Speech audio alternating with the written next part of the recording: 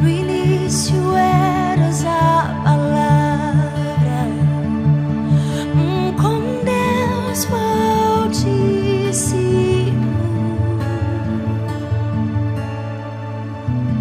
O mistério de tua glória, Cristo em ti se revelou. Oh, quão lindo esse nome é! Oh, quão lindo esse nome é! O nome de Jesus, meu Rei. Oh, quão lindo esse nome é! Maior que tudo Ele é. Oh, quão lindo esse nome é! O nome de Jesus.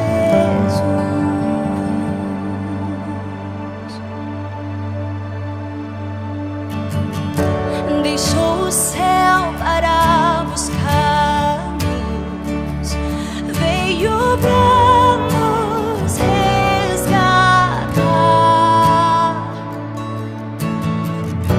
Amor maior que o meu pecado, nada vai nos separar. Oh, quão maravilhoso é! Oh, quão maravilhoso é o nome de Jesus, meu Rei. Oh, quão maravilhoso é! Maior que tudo Ele é. Oh, quão maravilhoso é o nome de Jesus. Oh, quão maravilhoso é o nome de Jesus.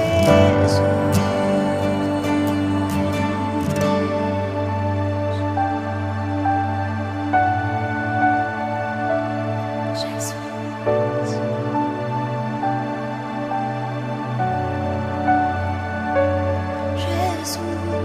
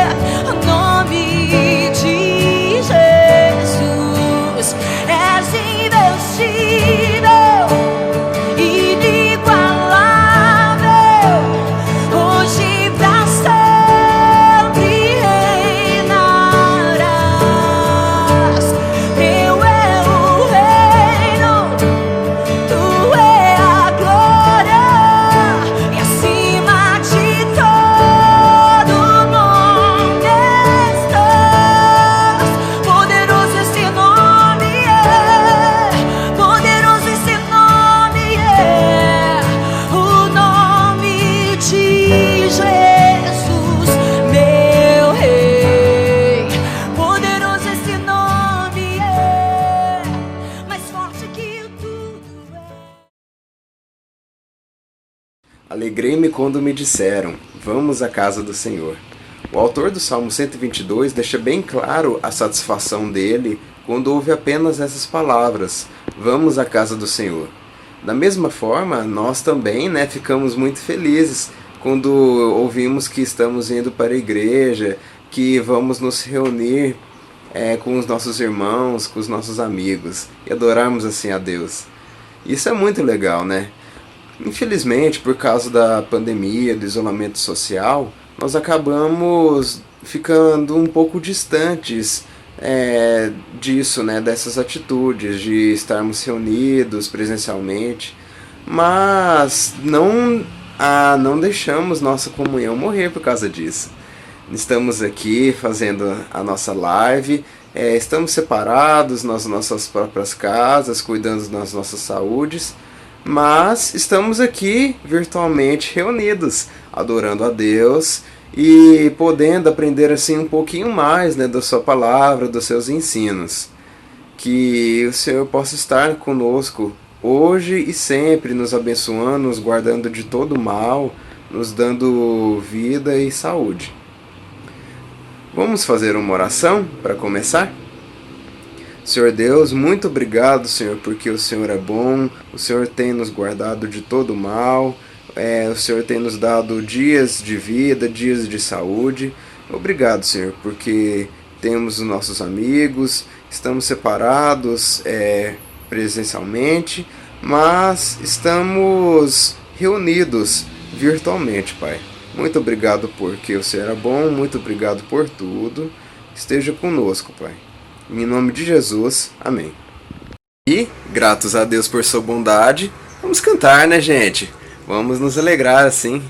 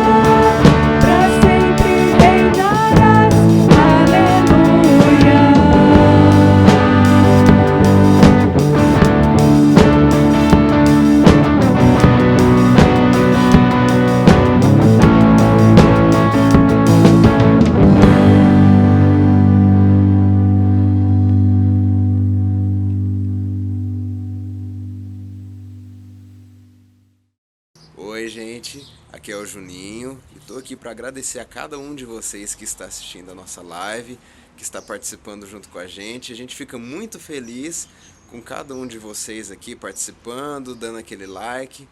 Continua junto com a gente, comenta aí e estamos morrendo de saudade de vocês.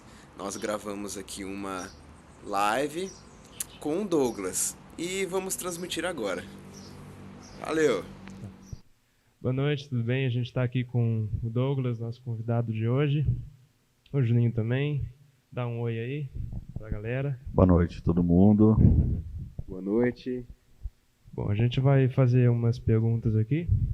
Então, primeiro, quero pedir que você se apresente pra gente te conhecer melhor. Eu sou o Douglas, sou o pai do Gustavo e da Isabela, sou casado com a Sandra, já vamos fazer quase 20 anos.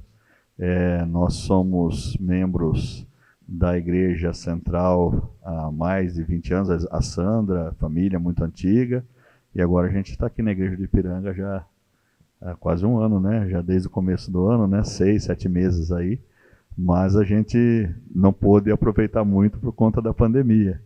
Então nós estamos felizes de estar aqui e de poder estar participando aqui da programação. A gente que agradece, né, sua presença aqui. Várias dicas, né, com som também. Douglas, você já trabalhou com adolescentes, né, antes? A Sandra, nós, entre idas e vindas, nós trabalhamos durante quase 15 anos. Num período de 15 anos, assim, com intervalos, né, entre a coordenação e a retomada com outros irmãos da igreja lá. Nós ficamos esse período aí de 15, 16 anos com adolescentes. Paramos ano passado, foi. E quais foram as suas experiências com o trabalho dos adolescentes, com os adolescentes? Olha,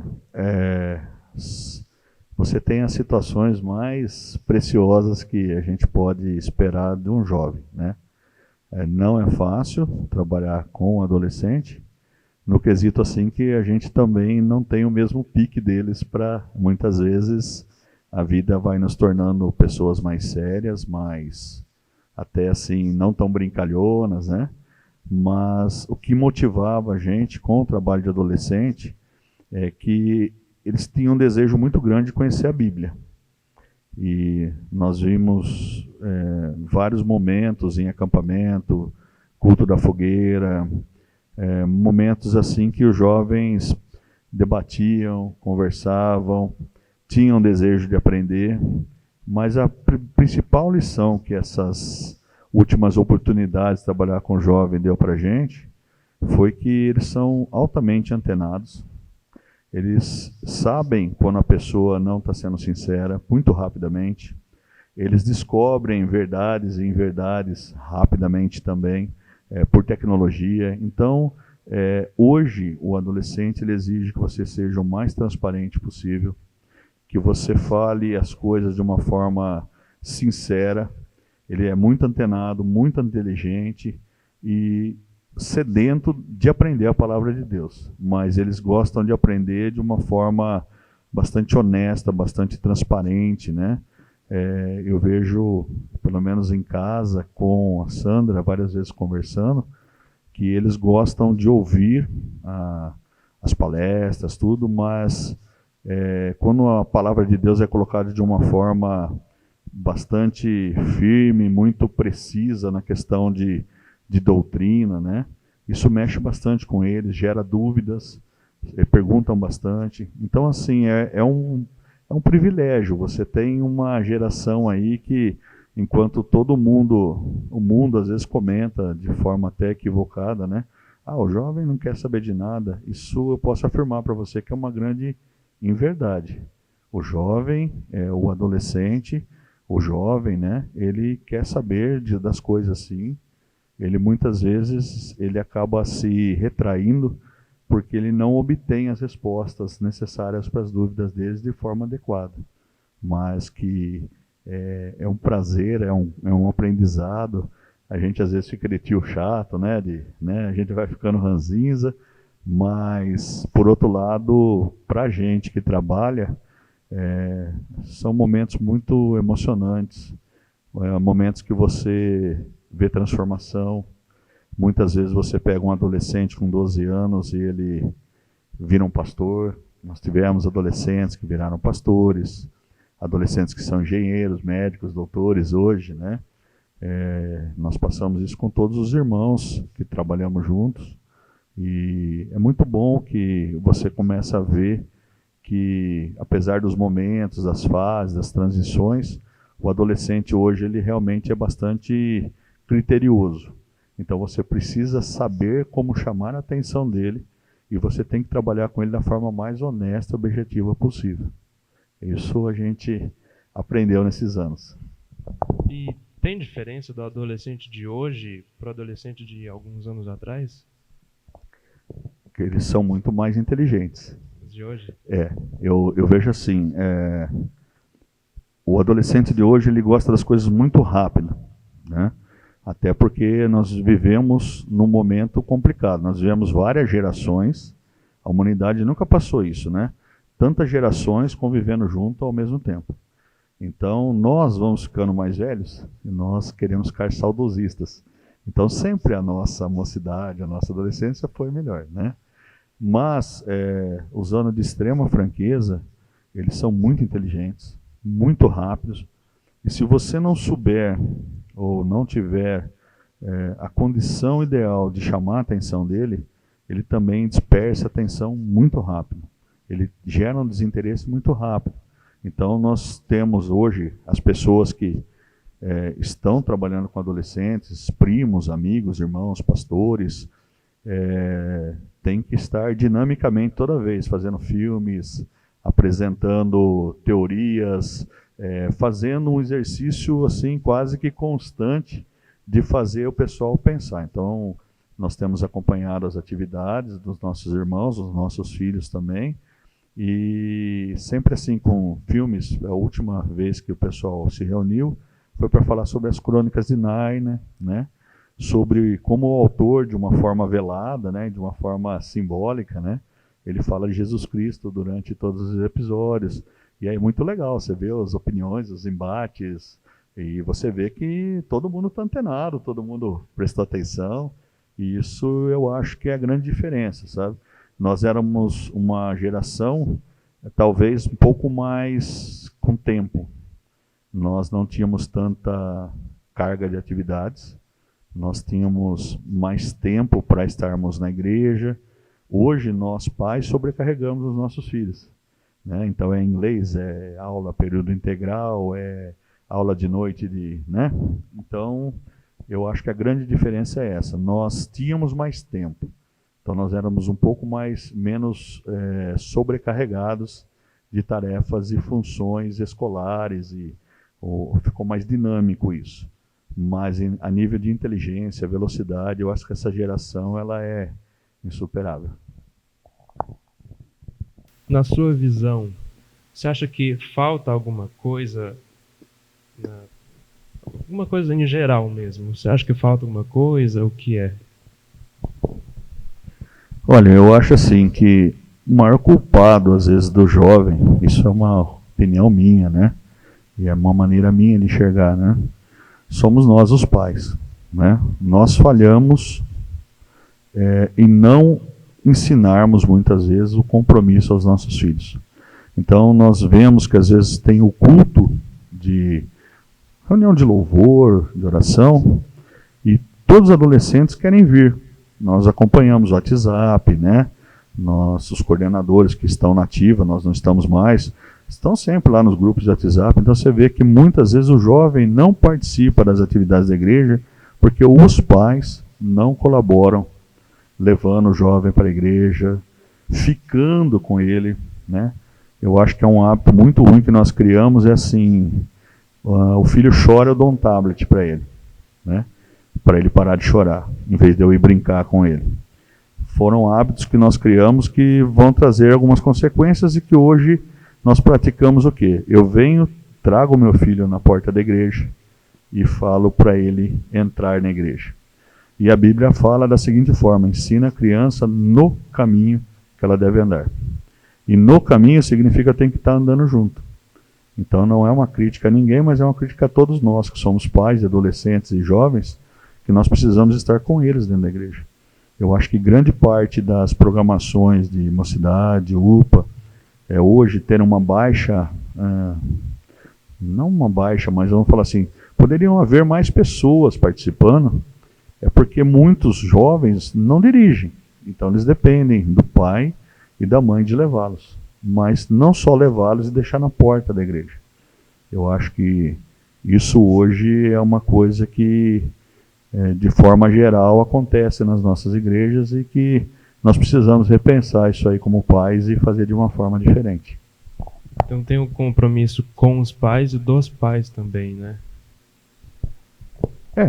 Como eu falei para você, basicamente a gente vê que o conselho da igreja se empenha em disponibilizar o espaço, em permitir a execução do culto ou da atividade. A gente vê que os coordenadores muitas vezes abrem mão de compromissos particulares, até de casamentos, festas, por comprometimento. E às vezes você vê que o jovem, você pergunta para ele: olha, por que você não foi? Ah, meu pai não me levou, minha mãe não me levou. Então, assim, eu acho que nós pais, como pais cristãos, nós precisamos, às vezes, repensar as nossas prioridades. E isso é o que eu tenho, assim, do meu ângulo de visão familiar. E como alguém que já trabalhou com jovens, como coordenador, né? De você, muitas vezes, ver na carinha deles que eles gostariam de ter participado, mas nós, pais, né, falhamos, às vezes, no acompanhá-los, estar junto, né? Então, eu acho que nós precisamos repensar isso antes de cobrar qualquer coisa do jovem. Acho que nós, como família, temos essa necessidade nesse momento de repensar essas posturas e não ficar jogando para o jovem que ele não tem comprometimento, fica no celular o dia inteiro. Eu brigo mesmo, eu não aceito falar isso, porque eles ficam no celular porque ninguém fez nada para chamar mais a atenção dele que o celular, né? Ele fica disperso porque ninguém fez algo diferente para ele estar. E o filho, como filho e como pai, eu acho que o filho quer estar com amigos nesse momento da vida dele. E nós, pais, precisamos cultivar eles para que eles queiram estar com amigos que compartilham da mesma fé, vivenciam o mesmo testemunho nos lares, né? Eu acho que esse caminho nós precisamos estar refletindo bastante. Espero que esse período de pandemia, esse afastamento da igreja, né, que essas mensagens que a gente vê, que saudade, né, elas não fiquem só no WhatsApp, no Facebook, mas quando a igreja estiver com as portas abertas de novo, que nós possamos louvar e honrar a Deus em primeiro lugar na nossa vida. Essa é a visão que a gente tem. É importante a comunhão, né, dos irmãos. A Bíblia fala muito disso. Então, os pais também, de certa forma, têm que ter essa visão em relação aos filhos, né? Ele também tem que ter essa comunhão com os seus amigos ali da igreja, que compartilham a mesma fé, né? Eu vou dar um exemplo na minha casa. Eu com a Sandra viemos de criações completamente diferentes. Eu me converti aos 28 anos de idade por causa de um trabalho evangelístico da Igreja Central que chamava Encontro de Jovens, né? Na oportunidade, no encontro que eu fiz, nós estávamos em 90 pessoas, 90 jovens, fazendo um encontro de jovens. Era um trabalho muito bonito, muito legal da igreja. Eu vim conhecer a igreja e ter esse encontro com Jesus Cristo por causa desse encontro de jovens. Mas a Sandra é uma família tradicional na igreja, já tem acho que 6 ou 7 gerações dentro da igreja, né? E então, no começo do nosso namoro e do nosso casamento foi muito engraçado. Eu tinha uma visão de mundo, que é o que eu vivi, e ela sempre falava para mim, mas isso nunca fez falta na minha vida.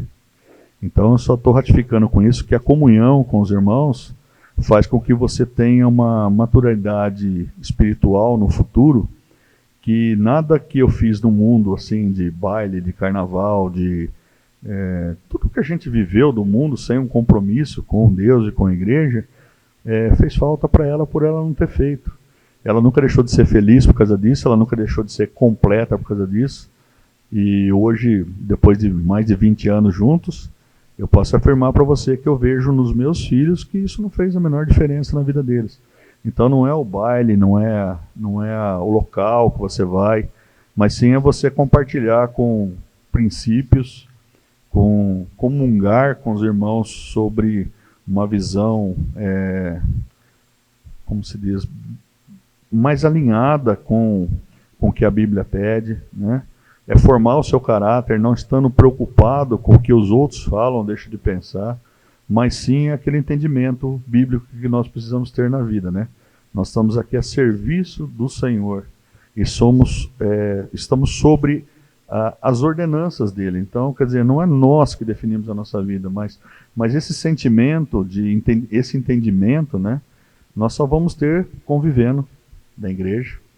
Então, eu tenho muita preocupação com esse período de pandemia, que as pessoas achem que estar numa tela, estar no computador é algo suficiente. E tem um velho ditado que diz que a brasa não pode estar muito longe do braseiro, senão ela se apaga, né? E eu acho que essa vida em comunhão, principalmente na nossa juventude, quando a gente tem muita dificuldade de falar para os nossos pais, os nossos medos, os nossos problemas, eu acho que quando a gente está frequentando uma comunidade que tem princípios, propaga a mesma fé, vive sobre o mesmo cunho religioso na questão de entender que Deus é o Senhor de toda a nossa vida, Ele é o centro da nossa vida, e poder se abrir com amigos que têm essa base familiar, essa base bíblica, eu acho que faz bastante diferença para a gente passar mais leve essa fase, passar mais leve esse período e criar uma empatia, aprender a ter empatia com o nosso irmão, né?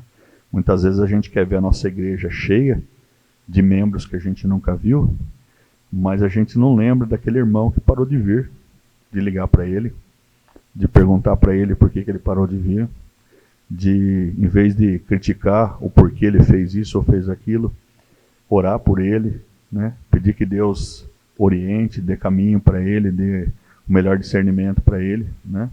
Eu falo que a gente precisa estar, para se ter empatia com o próximo, é necessário estar próximo. E às vezes a gente quer estar próximo, quer ver a nossa igreja cheia, mas os que estão próximos da gente, a gente não está lembrando deles. Então eu acho que em primeiro lugar a gente precisa ter essa comunhão. Tanto nós que somos adultos, como jovem, como adolescente, de estar junto, de chorar. Na Bíblia fala para a gente chorar com os que choram, se alegrar com os que se alegram, né? Então eu acho que a gente aprende nessa fase da vida, né? Saber que quando eu chegar aqui adolescente, eu vou ter 2, 3 irmãos, 10 irmãos, 50 irmãos, que quando eu estiver triste vão chorar comigo, vão orar por mim, vão interceder por mim, quando estiver alegre vão torcer por mim. E isso, agora eu vou falar por mim, só a igreja me deu, né? Então o mundo não me deu isso, o mundo nunca me deu esse tipo. Eu tinha muitos amigos, para baile, para tudo, mas nos momentos difíceis que eu passei na minha vida, só dentro da igreja eu encontrei uma palavra de conforto, uma palavra de amparo, às vezes nem uma palavra, mas uma oração, né? Então isso fez muita diferença na minha vida. Então eu creio firmemente nisso, que a vida em comunhão na igreja, nós pais preocupados em incentivarmos os nossos filhos a estar na igreja, a participar das programações, né?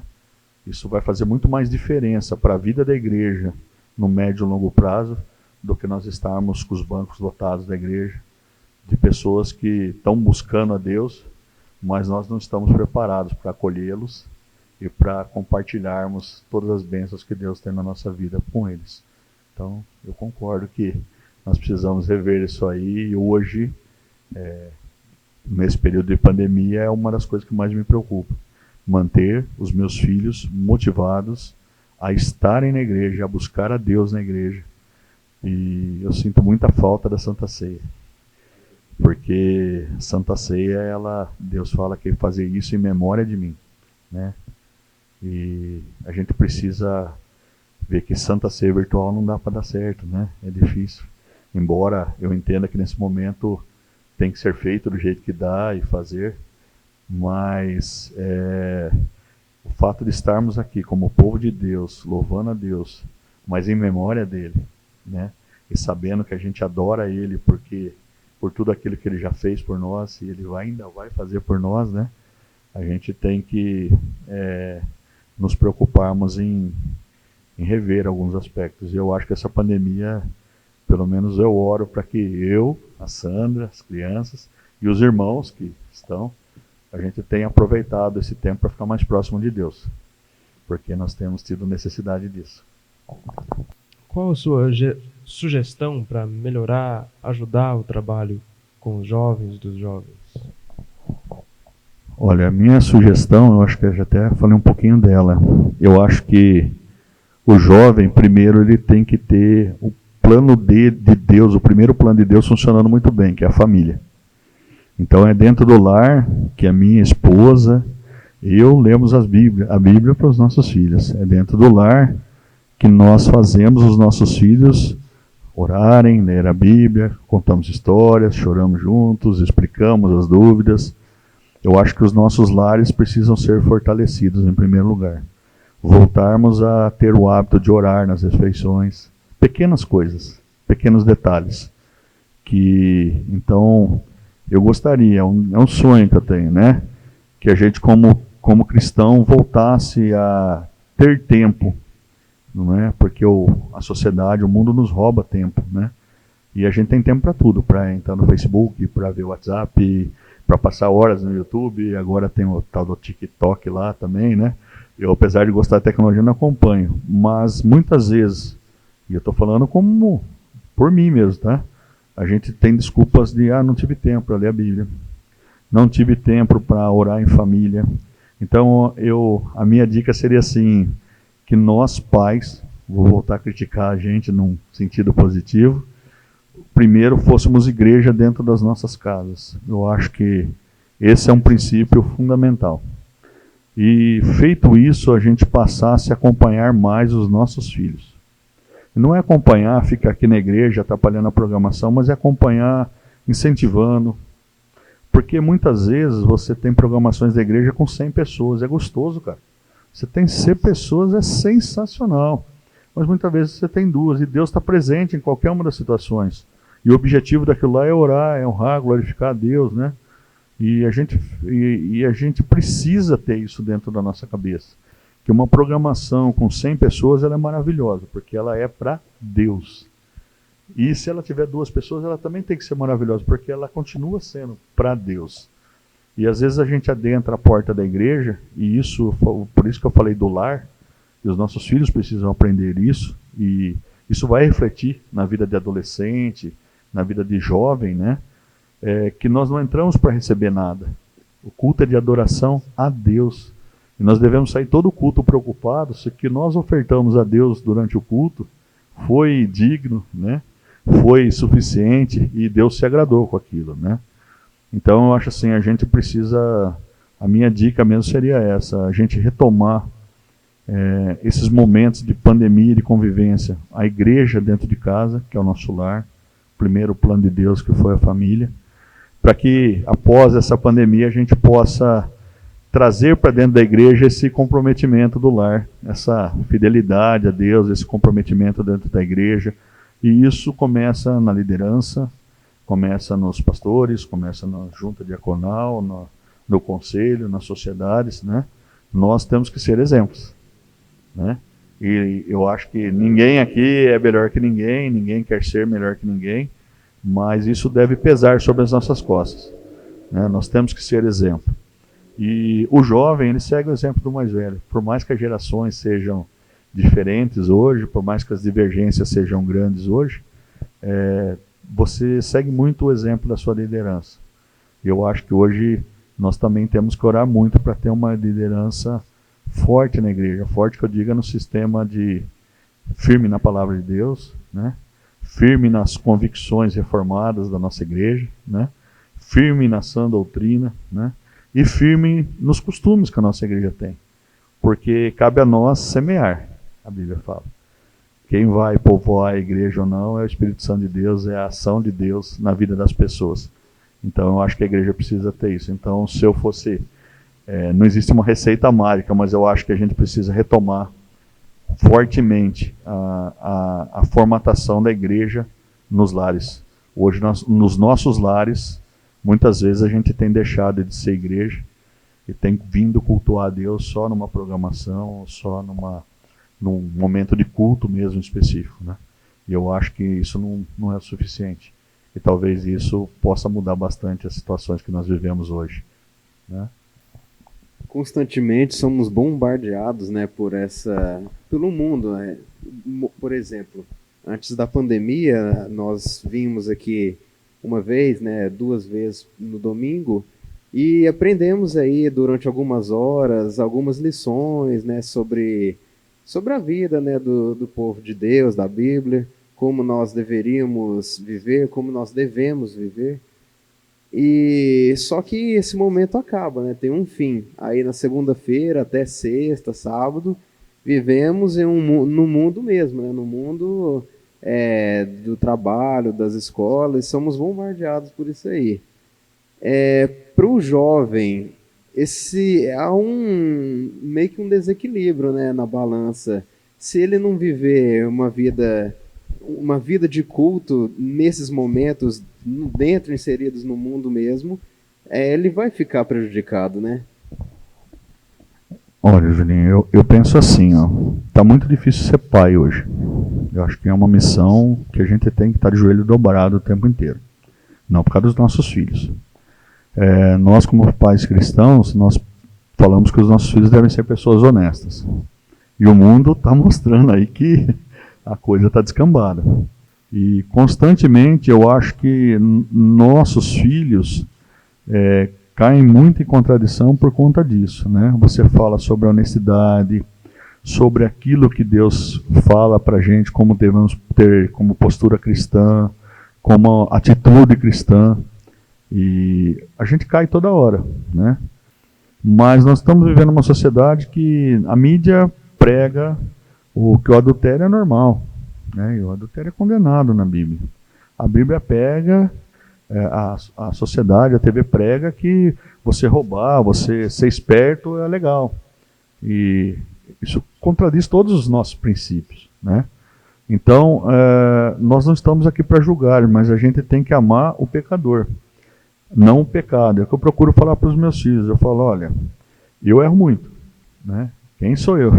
Se tiver alguém ruim na Terra, sou eu, porque eu vivo cometendo falhas, mas procurando seguir um caminho. Eu acho que esse é o plano de salvação de Deus para a gente, né? A santidade, ela não tem dia para ser alcançada, ela é um processo. Você já falou um pouco da sua história, né, de quando você se converteu. Queria que você falasse um pouco mais de como foi o seu processo de cristão, de crescimento, de jovem até o dia de hoje, pai. Muito difícil. Porque assim, ó, os meus filhos, eles nasceram num ambiente cristão. Então, a minha esposa cresceu num ambiente cristão. Eu cresci num ambiente pagão, de mundo, né? Uma brincadeira, mas assim, eu cresci com toda a liberdade do mundo, né?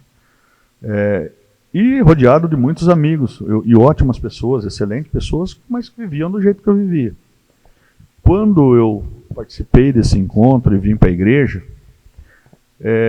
o mais difícil para mim foi entender que eu não podia ficar com o pé em cada canoa. Eu não podia optar por seguir a Jesus Cristo e ficar fazendo as mesmas coisas que eu fazia, né?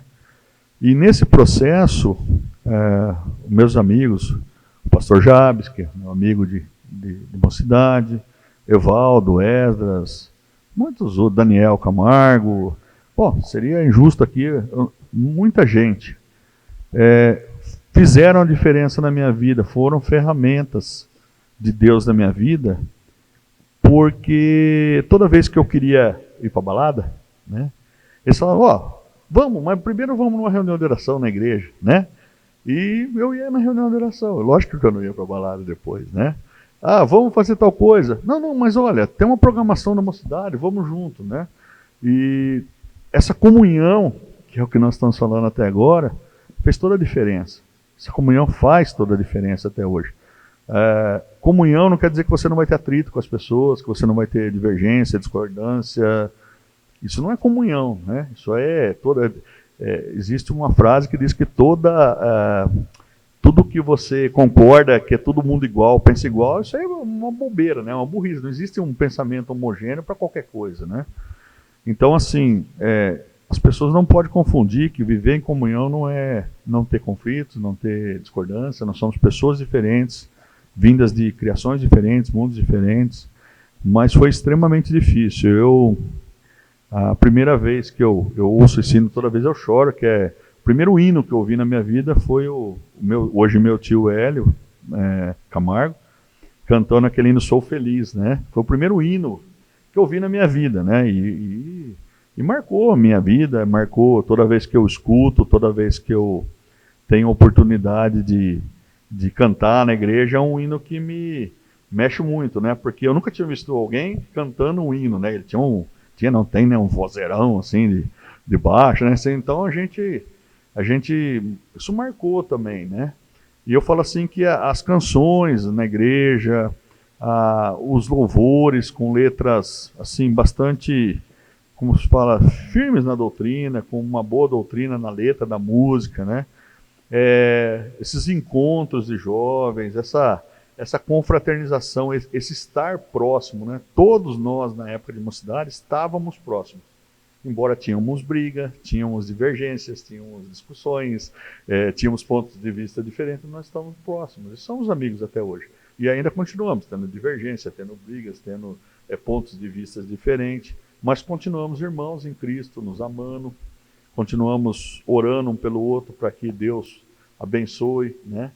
Então, esse processo, e isso é um cuidado que a gente tem que ter. A igreja, às vezes, se torna uma igreja muito proativa.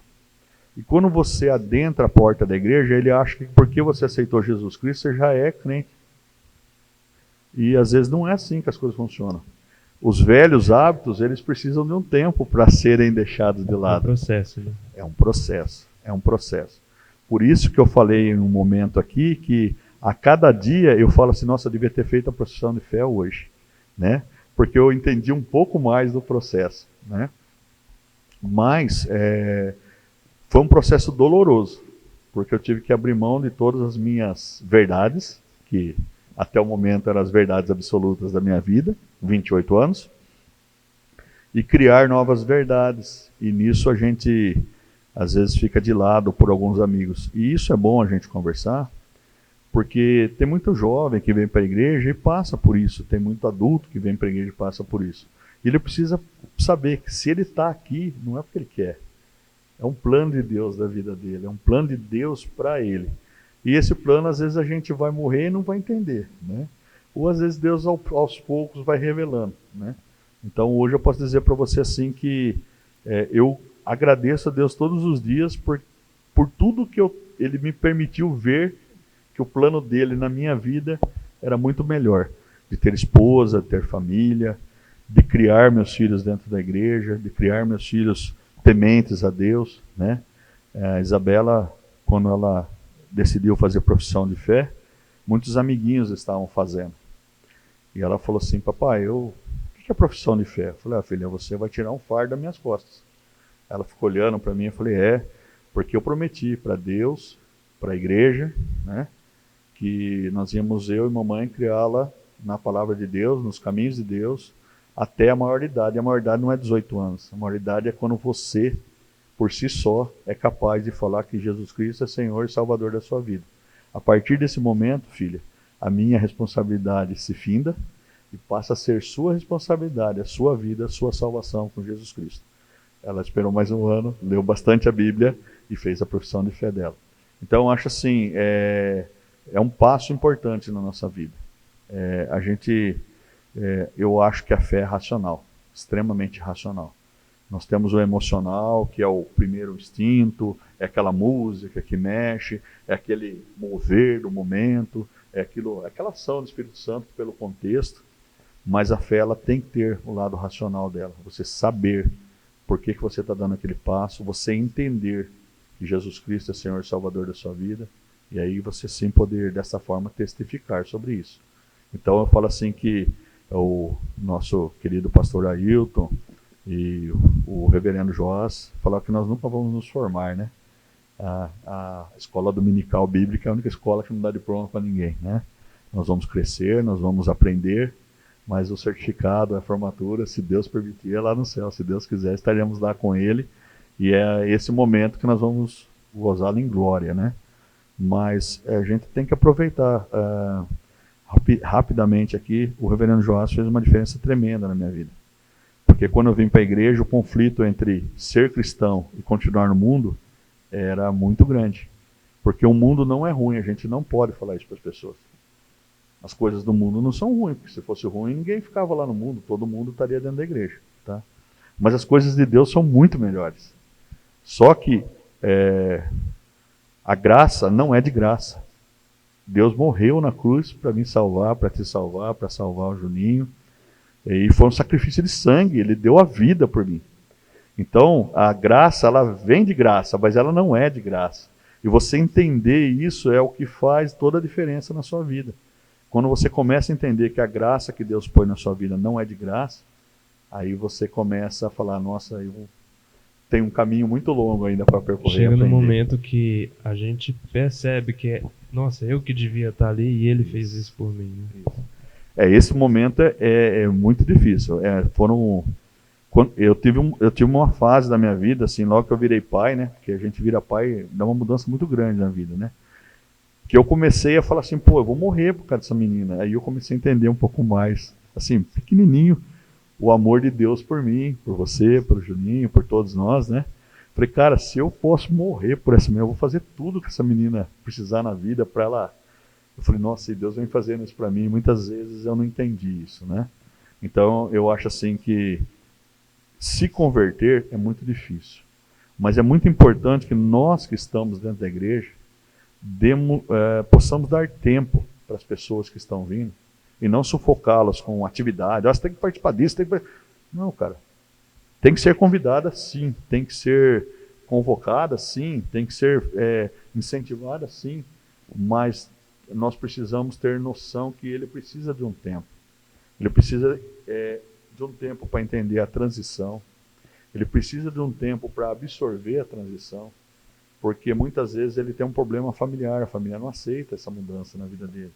Muitas vezes, e aí começa uma pressão, um cabo de guerra.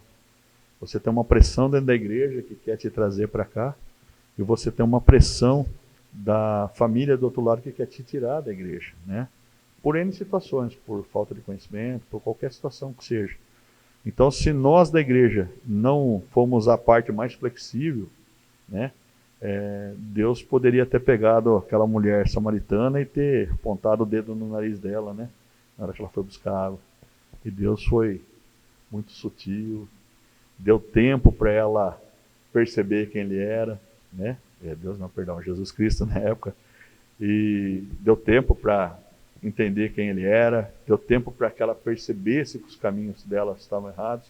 Eu acho que ali está um exemplo prático do que a gente deve fazer com as pessoas quando adentram a igreja. E falando por experiência própria, as amizades, eu devo a essas pessoas que eu relatei e a muitas outras, o amor, o carinho, a paciência, porque não foi fácil, né? A minha conversão, porque eu já estava velhão já, assim, né? Então, assim, foi muito difícil quebrar os paradigmas, quebrar conceitos, mas o amor dessas pessoas, a tolerância, o convívio e comunhão da igreja e, acima de tudo, o aprendizado pastoral, o estudo bíblico, tudo isso eu acho que foram ferramentas usadas por Deus e pessoas usadas por Deus para que eu pudesse começar a transformar a minha vida. Mas é um processo que eu acredito que a turma fala, faz tempo que você é crente? Eu falo, comecei ontem. Porque se você for ler qualquer texto da Bíblia, não sei vocês, mas se já tiver essa oportunidade, você sempre encontra uma palavra, alguma coisa que você não viu da última vez, né? Então eu falo que é um processo cíclico, contínuo, né? E infinito, que a gente não vai conseguir concluir. Então, eu acho que esse também é o plano de santidade de Deus. Ele sabe que a gente não vai conseguir por conta própria, mas pela graça dele, ele nos permite, né, o perdão. E esse entendimento, ele é necessário. A gente está sobre a soberania de Deus. Muitas vezes a gente não entende o porquê Deus permitiu que aquilo acontecesse nas nossas vidas, mas hoje, passado 20 anos, falando da minha conversão, né, por que Deus... Eu fui para esse acampamento noivo. E eu não casei com a minha noiva, eu casei com uma outra pessoa. E se você me falasse isso há 20 e poucos anos atrás, eu não saberia te explicar por que Deus queria, né? Mas hoje, passado 20 anos, o plano de Deus foi perfeito. Eu não poderia ter imaginado uma situação melhor para a minha vida, né? Nem nos meus melhores sonhos. E nós temos dificuldades, temos lutas, temos tribulações. Mas eu posso afirmar para você que, apesar da dificuldade, o plano de Deus foi perfeito. É intocável, é irretocável, né? E a gente tem todo dia só agradecido, porque ele tem sido fiel nas suas promessas. E eu talvez não tenha conseguido ser tão fiel quanto deveria ser. Mas a gente, a cada dia, tenta melhorar, tenta... Então, esse processo é doloroso, mas é muito, muito bom. E a gente falou muito de comunhão, né? E a gente está numa fase difícil, né? Que a gente tem que ficar separado, né? Mais por obrigação mesmo, né? E o que você acha que pode ajudar a ainda ter essa comunhão, estar próximo mesmo estando distante? Olha, eu acho, em primeiro lugar, as famílias... essa pandemia, ela exigiu que ninguém mais consiga fingir. Então você não mais finge ser marido, você vai ter que ser marido, você está tendo que ser marido. Você não finge mais ser esposa. Por que fingir? No aspecto do quê? A esposa corre para um lado, o marido corre para o outro, se encontra 1 hora por dia, resolve os problemas, todo mundo correndo, o filho correndo para cá. Essa era a vida que nós estávamos vivendo, num contexto geral, todos. Esse excesso de convivência, ela nos forçou a que nós começássemos a dedicar tempo um com o outro.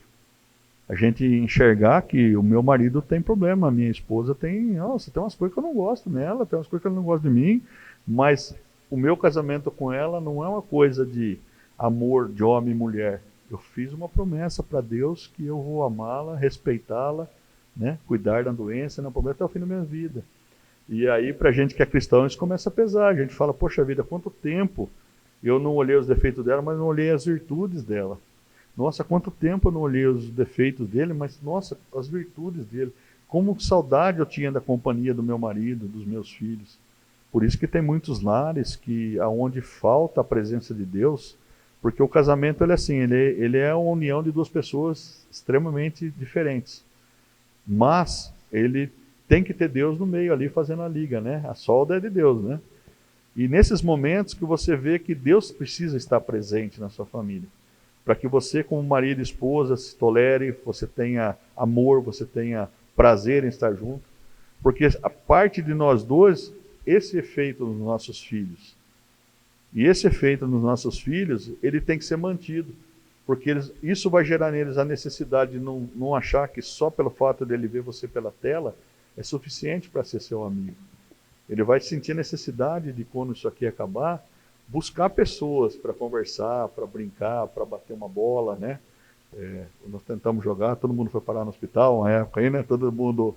Mas isso vai gerar necessidade de estar em comunidade, de ter pessoas próximas. Então, eu acho assim, a pandemia, ela nos separou. Só que ela nos separou para que a gente aprendesse que nós precisamos estar em família. Momentos de janta, fazer comida junto. Quantas vezes a gente não teve essas oportunidades, ou por causa de trabalho, a gente perdeu isso, né? Jantar à mesa os 4, né? No meu caso, em casa aos 4, tomar o café da manhã, né? Com calma, sem um saindo para um lado, outro para o outro. Nos primeiros dias, foi gostoso, foi igual a fera, mas nos outros dias virou rotina. E nessa virar rotina, Deus precisa estar no lar. Então, como que a gente conseguiu, e vai conseguir, eu acho que toda a nosso lar cristão vencer isso aí, é dessa forma, é estudando um pouco da palavra de Deus,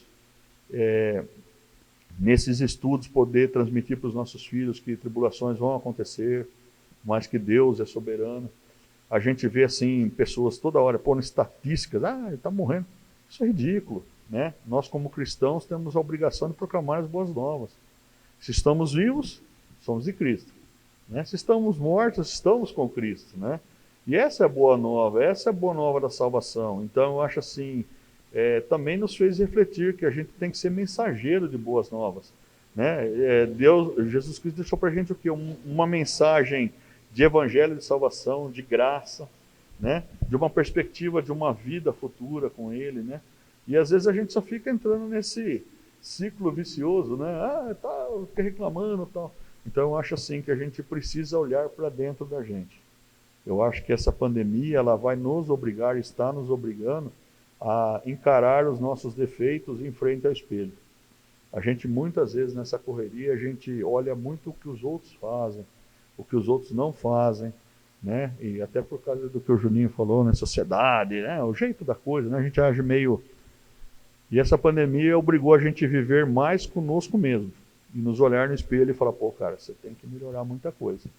E eu acho que assim, para as pessoas que estão conseguindo aproveitar esse momento para isso, eu acho que na hora que isso passar, né, Deus vai permitir que a gente possa ser membros muito melhores dentro da igreja, entender muito melhor o nosso propósito aqui dentro da igreja dele, né, como corpo de Cristo, né.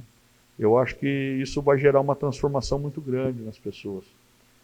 Vai ter sequelas, vai ter pessoas que infelizmente vão ter depressão, vão ter dificuldades, mas eu acho que aí é o momento oportuno daqueles que conseguiram aproveitar esse momento para se fortalecer, que é o momento que a gente está fraco, né? Eu estava conversando com o Juninho um pouco antes, a gente está fraco, mas a Bíblia fala que quando a gente está fraco que a gente é forte, que a gente se submete, né?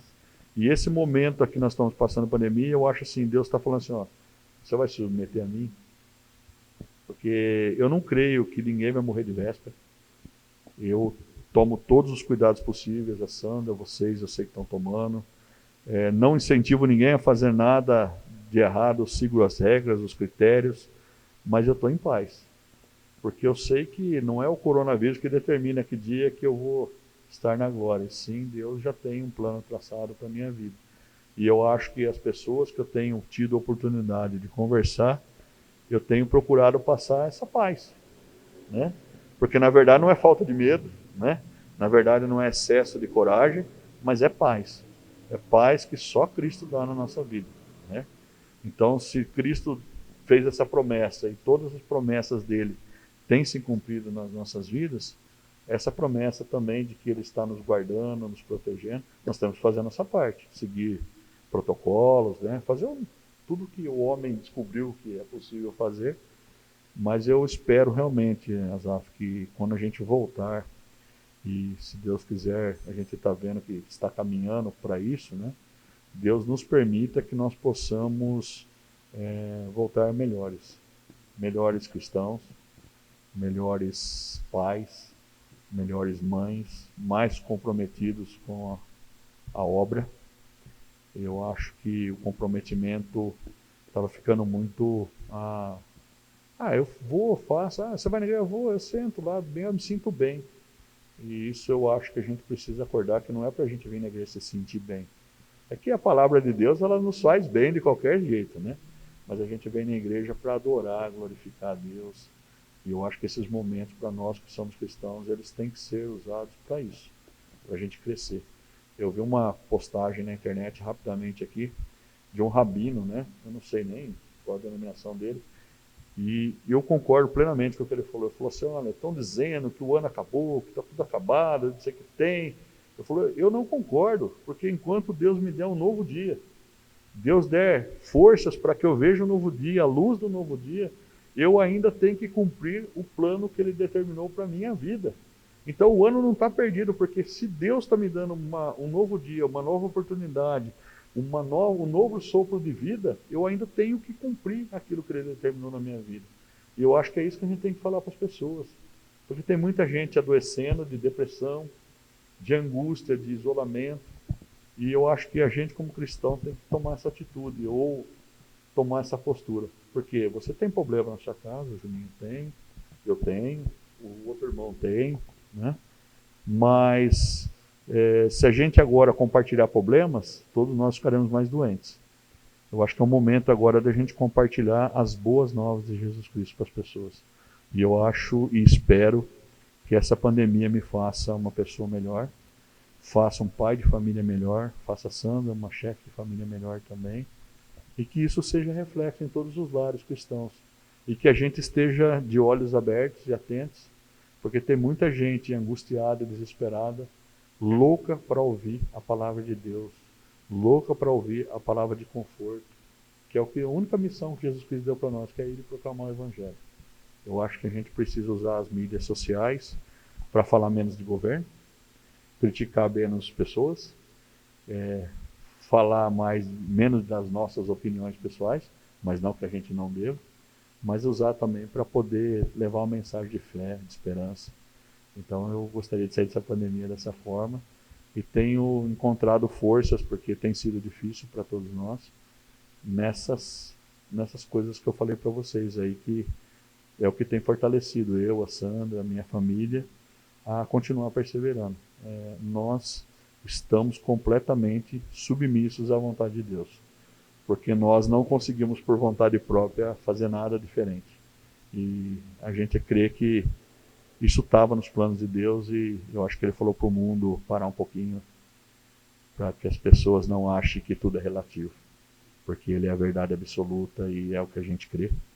E essa verdade absoluta tem que ser muito fiel na nossa vida e a gente tem que ser fiel a ela.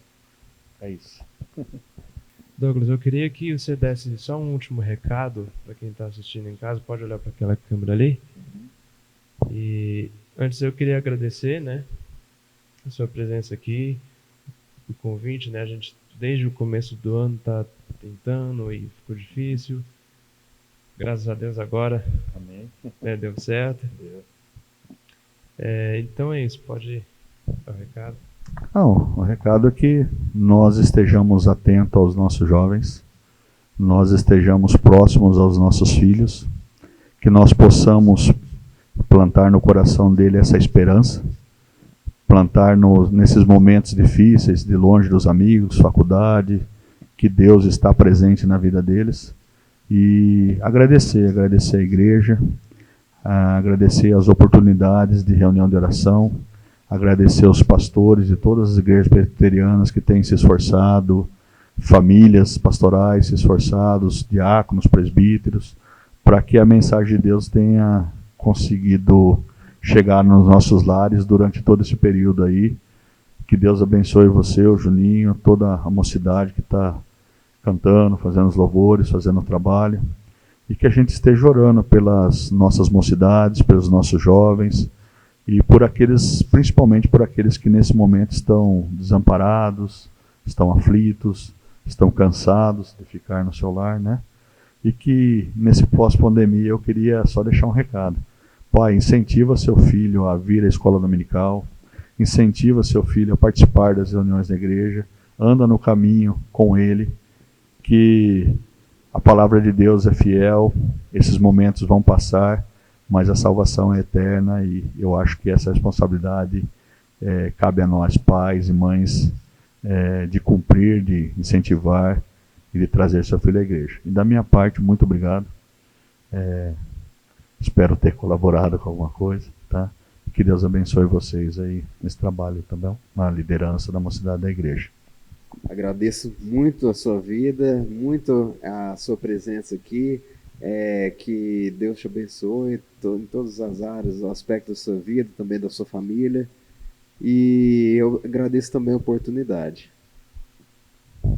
É isso, mais uma vez obrigado aos dois.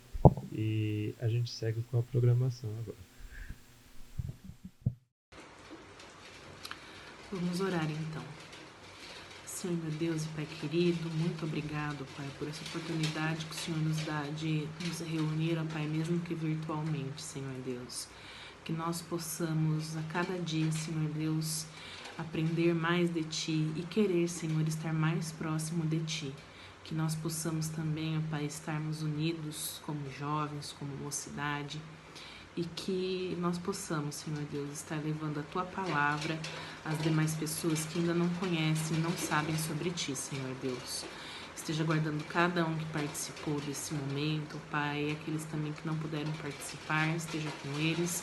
Guarde, ó Pai, a vida de cada jovem e que cada um de nós, ó Pai, possa estar cada dia mais próximo, mais dependente e mais amando a Ti, Senhor Deus. Guarde as nossas vidas, eu te peço humildemente, em nome santo e maravilhoso do Teu Filho amado Jesus Cristo, que eu oro pedindo e agradecendo, Senhor Deus. Amém.